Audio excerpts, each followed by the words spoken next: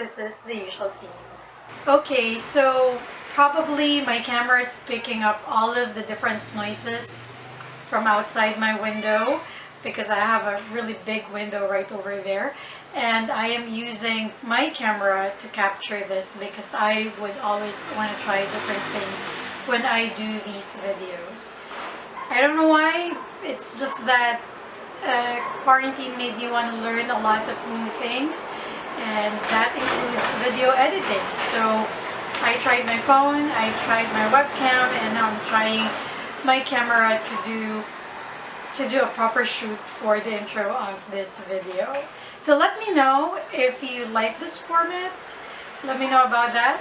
And now I am bearing all to you the place where I play, where I work.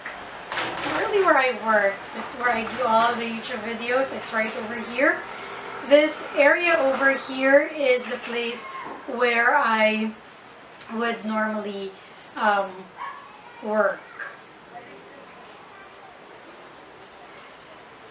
Yeah, and I'm still checking some things on my computer. Alright, so I shouldn't be doing that, but anyway, I did. I'm so sorry. I'll try to tone down as much as I can with all the background noises, try to put on gates and whatnot. Let's see how this would work.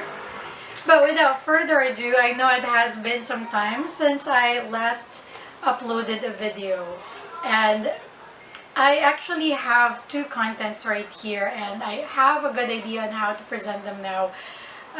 One was the interview with Ursula Meow Meow, and it went live on Facebook. I will also chop it up into bite-sized pieces so that it would be easier to digest. In the same way, I have recorded an interview with a friend who really likes perfumes, and we will be talking about his love for perfume on this particular video. It will be 4 parts, 4 or 3 parts, but this is part 1 certainly, and you will get to know him. You will get to know how he got into liking perfumes and his first tips on how to find your signature scent. So without further ado, here's the interview. Hi Frank. Hello, how are you? I'm And thank you for having me. I am doing great. So why don't you tell us something about a little bit about yourself? So, I work and live in London, but I'm originally from Italy, so hence the passion for perfumes. Or like, uh, it's not like a mass, but also like almost like a mass. And a lot of people, compared to other part of the world, are like more into fragrances and more into fashion. So, yep. So the first question, or we want to start the conversation with, how do you pick which perfume should go into your collection? Of course, like the first factor I would say is that they should like the scent. So the likability is when it comes to your taste and your what you want to convey to other people is the first factor. And secondly, of course, the performance. So a perfume that actually lasts a long time and actually performs, and you and other people can smell. So these are the 2 factors. And of course, the third factor is secondary, but of course, the price, the value for money. Of course, if the perfume is like it's too expensive, it's not gonna be as good as if the same perfume were much less expensive and much more affordable. So I guess these 3 factors: so likability, performance, and the price point. So, which is your most expensive perfume then? My most expensive perfume is so I guess you can put the name on the screen, but it's called Creed Aventus. It's a niche brand perfume. To be honest, it's not one of my personal favorite, but everyone was talking about that. I got curious about one bottle. People love it, but to be honest, it's not something that is that I would just wear every day or something that I go crazy for. So for me, it's a pass. I would probably give it to my brother for his birthday. Apparently, it's a very big thing right now. It got released in 2010, in 2010, so it's like 10 years. It's still going strong. I Yeah. actually thought you still haven't bought that, but yeah, okay. And which Yeah, one? it's about Mhm. no, it's about 2,000 pounds, 200 pounds for a bottle, 50 ml bottle. So it's about like 260, $70. Wow. Wow, okay. Yeah. Now I don't feel bad about my dolls. That's good. All right. So, how about your I wouldn't want to say cheapest, but yeah, which is your Cheapest. cheapest perfume? This is my cheapest one. It's gonna be this one, Lomani Purom. It's actually a Okay. very close relative to Drakkar Noir, so it smells Oh very wow. similar, but with a bit more citrus. It's a bit brighter than Drakkar Noir, so it's a bit citrusy, Uh-huh. but gives this exact same vibe, very grassy, green, herbal, full masculine.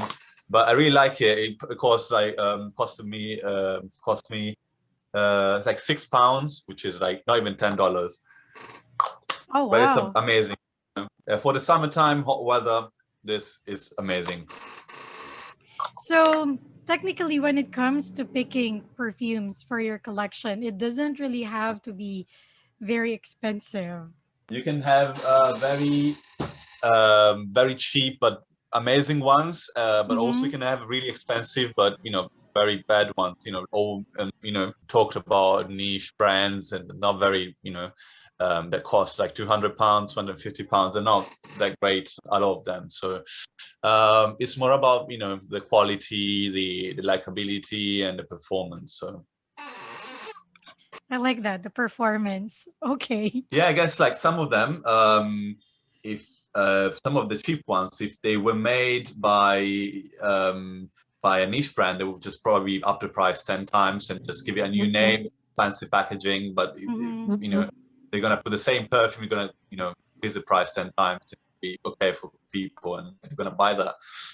Have you ever bought a perfume on a whim? Like, do you research, or do you you know just blind Um, buy perfumes? what I used to do is to go like to the perfume shop, try them there, and if I like Uh-huh. them, I would just probably buy on the internet, but not on retail price, because retail price is a bit higher. So if Mm-hmm. you're gonna go on net, you can find retailers, gray market. You can find testers or the perfumes without box, and and the price is gonna be very, very convenient. And if I can't try that in store because the perfume is like a bit outdated or it's a bit old, I can Mm-hmm. usually try to find a sample on eBay and try the sample, and then if I like it, I'm just gonna buy the whole bottle. Yeah, yeah. He actually has a box of samples. So if you guys are interested, let me know. He might be able to ship it out to you. All right. So do you recommend people doing blind buy, or do you Uh, recommend them to do the research?